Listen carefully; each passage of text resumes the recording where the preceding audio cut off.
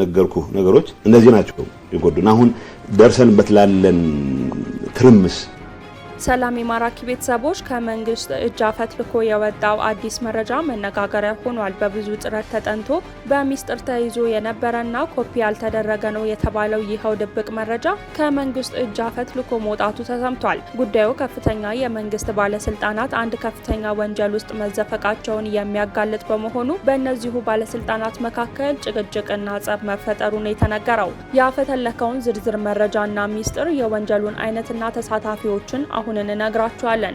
ሰሞነኛ የጤና ባለሙያዎች አድማ ተባብሶ ቀጥሏል። ከከፊል ወደ ሙሉ የስራ ማቆም አድማ መሸጋገሩን ተነግሯል። በሌላ በኩል አድማ በመቱ የጤና ባለሙያዎች ምትክ ከዚህ በፊት በዲሲፕሊን ግድፈት በአቅም ማነስ ምክንያት ከስራና ትምህርት ታግደው የነበሩ የጤና ባለሙያዎችን ወደ ስራ ለመመለስ እንቅስቃሴዎች እንዳሉም ተሰምቷል። ከዚሁ ጋር በተያያዘ አንድ የመንግስት ኃላፊ የሰጡትን መረጃ እናቀርብላችኋለን። በተጨማሪም በተለያዩ ዓለም አቀፍ ኤንጂኦዎች የሚሰሩ ዶክተሮች ለፌዴራል ሆስፒታሎች ለመውሰድ እየመለመሉ እንደሆነም ፖለቲከኛው አቶ ጆሃር መሐመድ ይፋ ያደረገ ሲሆን የነርሶች ማህበር ደግሞ የስራ ማቆም አድማውን እንደማይደግፍ ይፋ አድርጓል። በሌላ መረጃ ደግሞ ታላቅ የተቃውሞ ሰልፍ ሊካሄድ መሆኑ ተሰምቷል። ሰልፉ በመቶ ሺዎች የሚቆጠሩ ዜጎችን ድምጻቸውን የሚያሰሙበት እንደሆነም የተነገረ ሲሆን ታዋቂ ፖለቲከኞችም ንግግር ያደርጋሉ ተብሎ ይጠበቃል። በሰልፉ ላይ ባልተለመደ መልኩ ተቃውሞ የሚቀርብበት ገዢው መንግስት በመድረኩ ተገኝቶ ንግግር እንዲያደርግም ግብዣ እንደቀረበላቸው ተሰምቷል።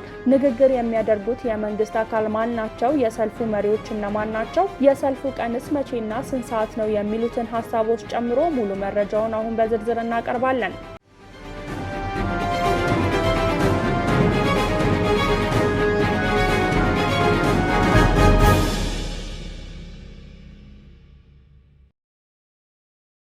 የማራኪ ቤተሰቦች መረጃዎቹን ከተከታተላችሁ በኋላ እውነተኛና ትክክለኛ ሆነው ካገኟቸው ካላደረጋችሁ ማራኪን ሰብስክራይብ ብታደርጉልን ደስ ይለናል። ወደ መረጃዎቹ አለፍን።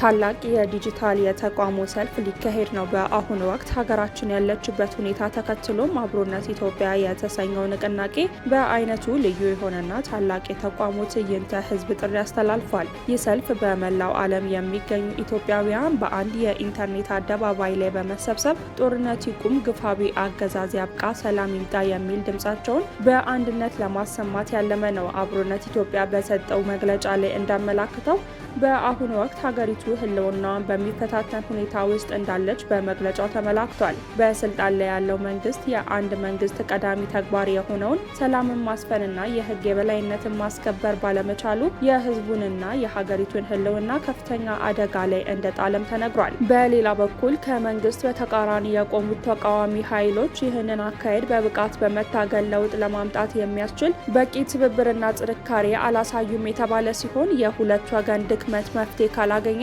በተለይም ተቃዋሚ ኃይሎች ብሔርንና ርዕዮተ ዓለምን ባገናዘበ መልኩ አንድ ላይ በመቆም ወደ እውነተኛ ድርድር ለመምጣት ካልቻሉ ሀገሪቱ አሁን ካለችበት የህልውና አደጋ የመዳን እድሏ እጅግ ጠባብ ይሆናልም ብለዋል። የበይነ መረብ የተቃውሞ ትዕይንተ ህዝብ ጥሪ ለሁሉም ኢትዮጵያውያን በሚል መሰረታዊ ግንዛቤ በመነሳት አብሮነት ኢትዮጵያ የወቅቱን መንግስት የጦረኝነት አካሄድና በንጹሃን ላይ እየደረሰ ያለውን ጫና ለመቃወም እንዲሁም ደግሞ ሰላም እንዲመጣ ለመጠየቅ በአይነቱ ልዩ የሆነ ታላቅ የበይነ መረብ የተቃውሞ ትዕይንተ ህዝብ ለማካሄድ እያዘጋጀ እንደሆነም ተነግሯል። ይህ ትዕይንተ ህዝብ ከሪዮት ሚዲያ ጋር በመተባበር የሚካሄድ ሲሆን ቅዳሜ ግንቦት 30 2017 ዓ.ም ከቀኑ 11 ሰዓት ጀምሮ በቀጥታም ይተላለፋል። ትዕይንተ ህዝቡ በሪዮት ሚዲያ እና ሌሎች አጀንዳውን በሚጋሩና ተባባሪ ለመሆን ፍላጎት ባላቸው በርካታ የመገናኛ ብዙሃን በመላው ዓለም ለሚገኙ ኢትዮጵያውያን በላይቭ ስርጭት ይደርሳልም ተብሏል። በዚህ ታሪካዊ የዲጂታል መድረክ ላይ የብሔር፣ የሃይማኖት፣ የርዕዮተ ዓለም ልዩነት ሳይገድባቸው ሁሉም ኢትዮጵያውያን በአንድነት የሚሳተፉበትም ይሆናል። በወቅቱ የትግሉ መሪነት ወይንም ትልቅ ተሳትፎ ያላቸውና የተለያዩ የፖለቲካ አመለካከቶችና ማህበረሰቦችን የሚወክሉ 15 ታዋቂ ሰዎች ተገኝተው ለህዝቡ ቀጥታ ንግግር ያደርጋሉ ተብሎም ይጠበቃል። ንግግር እንዲያደርጉ የሚጋበዙት እነዚህ ታዋቂ ግለሰቦች የሀገሪቱን የወደፊት እጣ ፈንታ በመወሰን ረገድ ትልቅ ሚና ያላቸውና በአሁኑ ወቅት በሰላማዊ ወይንም በትጥቅ ትግል ውስጥ ንቁ ተሳትፎ ያላቸው እንደሆነም ተጠቅሷል። የንግግራቸው ርዕሰ ጉዳዩም በሀገራችን ጦርነት ይቁም፣ አገዛዝነት ሊያበቃና ዘላቂ ሰላም እንዴት ሊመጣ ይችላል በሚለው ወቅታዊና አንገብጋቢ ጥያቄ ላይ ያተኮረም ይሆናል። በዚህ መካከልም ይኸው ተቋሙ የሚቀርብበት መንግስትም ቢሆን ፈቃደኝነቱ ካለው በዚሁ ትዕይንተ ህዝብ ላይ ተገኝቶ አቋሙን እንዲገልጽ ግብዣ ቀርቧል። የዚሁ የበይነ መረብ ትዕይንተ ህዝብ ዋና ዓላማዎች በአሁኑ ወቅት የኢትዮጵያ ህዝብ የመንግስትን የጦረኝነት አካሄድ ምን ያህል አምርሮ እንደሚቃወምና ዘላቂ ሰላም እንዲመጣ እንደሚፈልግ በተግባር ማሳየት፣ መንግስት የህዝቡን ሰላማዊ የተቃውሞ እንቅስቃሴ በተለመደ መልኩ አዳፍኖ ሊያስቀረው እንደማይችል በተጨባጭ ማሳየት፣ ተቃዋሚ ኃይሎች በልዩነታቸው ላይ ከማተኮር ይልቅ ብሔር ተሻጋሪ የሆነ ትብብር ፈጥረው ህዝቡን በጋራና በብቃት በመምራት ለአሸናፊነት መብቃት የሚችሉበትን እድል ማሳየት፣ በሀገራችን የመገናኛ ብዙሃን የቀጥታ ስርጭት ታሪክ ለመጀመሪያ ጊዜ ትዕይንተ ህዝቡን በመቶ ሺዎች የሚቆጠሩ ኢትዮጵያውያን በአንድ ጊዜና በቀጥታ እንዲከታተሉ በማድረግ አዲስና ተከታታይነት ያለው የሰላማዊ ትግል ተነሳሽነትን በህዝቡ ውስጥ መፍጠርም ነው ተብሏል። ስለሆነም ይህንን በአይነቱ አዲስና ልዩ የድምፅ መሰሚያ ስልት ጠቀሜታ በመገንዘብ በሀገር ውስጥም በመላው ዓለም የሚገኙ ኢትዮጵያዊ ሁሉ የትዕይንተ ህዝቡን የቀጥታ ስርጭት በያለበት ቦታ ሆኖ በመሳተፍ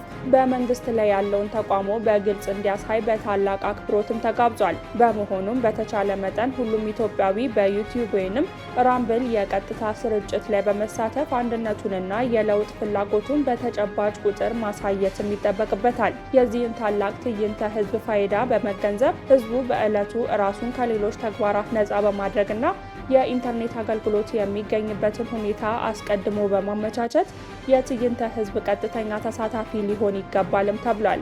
ትዕይንተ ህዝቡ ውጤታማ እንዲሆንም ሁሉም የህብረተሰብ ክፍል በተለይም የፖለቲካ ድርጅቶች፣ የመገናኛ ብዙሃንና ማህበራዊ አንቂዎች ህዝቡን በስፋት በመቀስቀስ ረገድ ኃላፊነታቸውን እንዲወጡ አዘጋጆች በአክብሮት ጠይቀዋል። በተለይም የመገናኛ ብዙሃን ይህንን ትዕይንተ ህዝብ በዩቲዩብ ወይንም በራምብል በቀጥታ በማሰራጨትና አድማጮቻቸውን በከፍተኛ ቁጥር የቀጥታ ስርጭቱን እንዲከታተሉ አስቀድመው በስፋት በመንቀሳቀስ የዚህ ታላቅ ዝግጅት የጋራ ባለቤትና ተባባሪ እንዲሆኑ ጥሪ ቀርቧል። በዚሁ ትዕይንተ ህዝብ ላይ ንግግር እንዲያደርጉ የተጋበዙ ታዋቂ የፖለቲካ ሰዎችም የአጀንዳው ታላቅነትና ወቅታዊነት በመገንዘብ ለቀረበላቸው ግብዣ ቀዳሚ ትኩረት በመስጠት ለዘላቂ ሰላም መምጣት ያላቸውን ቁርጠኝነት በተግባር እንደሚያሳዩም ይጠበቃል። ይህ የትዕይንተ ህዝብ ሂደት በሀገሪቱ የፖለቲካ ሂደት በተለያየ መንገድ ተሳትፎ ካላቸው የፖለቲካ ኃይሎችና የመገናኛ ብዙሃን መካከል ህዝቡ የዘላቂ ሰላም ባለቤት እንዲሆን የትኞቹ አካላት ልባዊና ቁርጠኛ አቋም እንዳላቸው በግልጽ የሚያሳይ ጥሩ አጋጣሚ እንደሚሆንበትም ይታመናል። በተጨማሪም ለዚህ ታላቅ ዝግጅት ስኬታማነት የተለያየ ትብብር ለማድረግ ፍላጎት ያላቸው አካላት በኢሜይል አድራሻ በመጠቀም አዘጋጆቹን ማግኘት እንደሚችሉም ተገልጿል።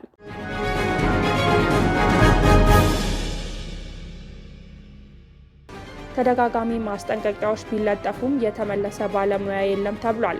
የሐዋሳ ዩኒቨርሲቲ ሆስፒታል ሬዚደንትና ኢንተርና ሐኪሞች በከፊል የስራ ማቆም አድማው ላይም ጸንተዋል። በሐዋሳ ዩኒቨርሲቲ ኮምፕረሄንሲቭ ሪፈራል ሆስፒታል የሬዚደንትና ኢንተርና ሐኪሞች ከቀናት በፊት በጀመሩት ከፊል የስራ ማቆም አድማ ላይ ጸንተው መቀጠላቸው ተገለጸ። ይህ የሆነው ዩኒቨርሲቲው ተደጋጋሚ የማስጠንቀቂያ ማስታወቂያዎችን ቢያወጣም ወደ ስራ ያልተመለሱ ሐኪሞች በመኖራቸው ነው። ሐኪሞቹ በሰጡት አስተያየት ዩኒቨርሲቲው ያወጣው ማስጠንቀቂያ የሙያ ክብራችንንና የምንሰጣቸውን አገልግሎቶች የማይመጥን ከመሆኑም በላይ ዛቻና ማስፈራሪያ የሰነዘረ ከመሆኑም አልፎ የሬዚደንት ሐኪም እስርም አስከትሏል። በዚህም ምክንያት ካለፈው ሐሙስ ጀምሮ ሙሉ በሙሉ ስራ ለማቆም ተገደናልም ብለዋል። እስካሁን ድረስ በአንድ የጽኑ ህሙማን ክፍል ውስጥ የሚገኝ ታካሚ የሚከታተል አንድ ሬዚደንት ሐኪም ብቻ በስራ ላይ እንደሚገኝ የገለጹት ሐኪሞቹ ሁሉም ኢንተርንና ሬዚደንት ሐኪሞች ሆስፒታሉን ለቀው መውጣታቸውን አረጋግጠዋል። አክለውም በቅርቡ በአካዳሚክና ብቃት ማነስ ምክንያት ከስራ የተባረሩ ሬዚደንት ሐኪሞች ወደ ስራ ለመመለስ የሚደረገው እንቅስቃሴ ከውስጥ አዋቂ ተማሪዎች ሰምተናል ሲሉ ስጋታቸውንም ተናግረዋል። ይህ በእንዲህ እንዳለ የሐዋሳ ዩኒቨርሲቲ ሴኔት የስራ አስፈጻሚ ኮሚቴ ባደረገው አስቸኳይ ስብሰባ በትምህርት ወይንም በስራ ገበታቸው ላይ ያልተገኙ ኢንተርንና ሬዚደንት ሐኪሞች ዛሬ ግንቦት 12 2017 ዓ.ም ወደ ትምህርታቸው ወይንም ስራቸው በመመለስ በየመምሪያቸው ሪፖርት እንዲያደርጉ በጥብቅ አሳስቧል። ኮሚቴው አክሎም ወደ ትምህርት ወይንም ስራ ገበታቸው የማይመለሱ ከሆነ ከግንቦት 12 2017 ዓ.ም እስከ ሐሙስ ግንቦት 14 ድረስ ብቻ የይቅርታ ደብዳቤ በማስገባት ወደ ትምህርታቸው ወይንም ወደ ስራ ገበታቸው እንዲመለሱ ፈቅዷል። በተጠቀሱት ቀናት ወደ ስራቸው የማይመለሱ ተማሪዎች ላይ የሴኔት የስራ አስፈጻሚ ኮሚቴው የመጨረሻ ህጋዊ እርምጃ እንደሚወስድም አስጠንቅቋል። በተያያዘ ዜና የሐዋሳ ዩኒቨርሲቲ ኮምፕሬሄንሲቭ ስፔሻላይዝድ ሪፈራል ሆስፒታል ማኔጂንግ ዳይሬክተር አቶ ዝናው በሰጡት ቃል የጤና ባለሙያዎች ያነሷቸው ጥያቄዎች ሀገራዊ አንድምታ ያላቸውና በፌዴራል መንግስት የሚመለሱ ጉዳዮች እንዳሉ ጠቁሞ በዩኒቨርሲቲው ደረጃ ሊመለሱ የሚችሉትን ለመመለስ ዩኒቨርሲቲው እየሰራ መሆኑንም ገልጸዋል። ካለፈው ሐሙስ ጀምሮ በሆስፒታሉ የሬዚደንትና ኢንተርን ሐኪሞች የስራ ማቆም አድማ ማድረጋቸውን ያረጋገጡት አቶ ዝናው ይቅርታ ጠይቀው ወደ ስራቸው እንዲመለሱ የወሰነው የዩኒቨርሲቲው ሴኔት ነው ብሏል። በሌላ በኩል የኢትዮጵያ ነርሶች ማህበር በሀገሪቱ በተለያየ አካባቢዎች እየተካሄደ ባለው የጤና ባለሙያዎች እንቅስቃሴ ዙሪያ ለማራኪ ፕሬስ በላከው መግለጫ የጤና ባለሙያዎች ጉዳይ አሳሳቢ ደረጃ ላይ መድረሱን ገልጿል። ማህበሩ ጥያቄ ስለጠየቁ የታሰሩ ባለሙያዎች እንዲፈቱ እንዲሁም ዛቻና ማስፈራሪያዎች እንዲቆሙ ጠይቋል። ማህበሩ በመግለጫው በአሁኑ ሰዓት እየተነሱ ያሉት የባለሙያዎቹና የማህበሩ አባላት ጥያቄዎች ማለትም የተቋማት ግብዓት እጥረት፣ የደሞዝ ማነስ፣ የጥቅማ ጥቅም አለመኖር፣ የትምህርት ዕድልና የደረጃ እድገት አለማግኘት እንዲሁም የስራ ቦታ ደህንነት አለመገኘት ለረጅም ጊዜያት ከሚመለከታቸው አካላት ጋር ለውይይት ሲቀርቡና አጀንዳ ሆነው የቆዩ ጉዳዮች መሆናቸውን ገልጿል። ማህበሩ ይህ ጉዳይ አሳሳቢ ደረጃ ላይ በመድረሱ መንግስት ትኩረት እንዲሰጠውም ጠይቋል። ጥያቄ ጠይቃቸዋል ወይም አስተባብራቸዋል በሚል ምክንያት በእስር ላይ የሚገኙ የጤና ባለሙያዎች እንዲፈቱ እንዲሁም በተቋማትም ሆነ በሌሎች አካላት የሚደረጉ ዛቻና ማስፈራሪያዎች እንዲቆሙ ተጠይቋል። ጥያቄ ያላቸው ነርሶችም ሆነ ሌሎች ሙያተኞች ለውይይት በሚዘጋጁ መድረኮች በመገኘታቸው ጥያቄዎቻቸውን እንዲያቀርቡና ለመፍትሄ ተባባሪ እንዲሆኑ ማህበሩ ጥሪ አቅርቧል። በአጠቃላይ በሐዋሳ ዩኒቨርሲቲ ሆስፒታል የጀመረው የስራ ማቆም አድማ እስካሁን ድረስ መፍትሄ ያላገኘ ሲሆን የዩኒቨርሲቲው አስተዳደር ያስጠነቀቀው ማስጠንቀቂያን ተከትሎ ምን አይነት እርምጃ እንደሚወሰድ በቅርቡ የሚታይም ይሆናል። በተመሳሳይ መልኩ የኢትዮጵያ ነርሶች ማህበር የጤና ባለሙያዎች ያነሷቸውን ጥያቄዎች አሳሳቢ ደረጃ ላይ መድረሳቸውን በመግለጽ መንግስት በአፋጣኝ ትኩረት እንዲሰጥም ጠይቋል። የማራኪ ቤተሰቦች ስለ ጤና ባለሙያዎች አድማ ያላችሁን ሀሳብ በአስተያየት መስጫው ጻፉልን። ያላደረጋችሁ ማራኪን ሰብስክራይብ እንድታደርጉልን እያስታወስናችሁ ሾልኮ ወደ ወጣው አስገራሚ መረጃ አለፍን።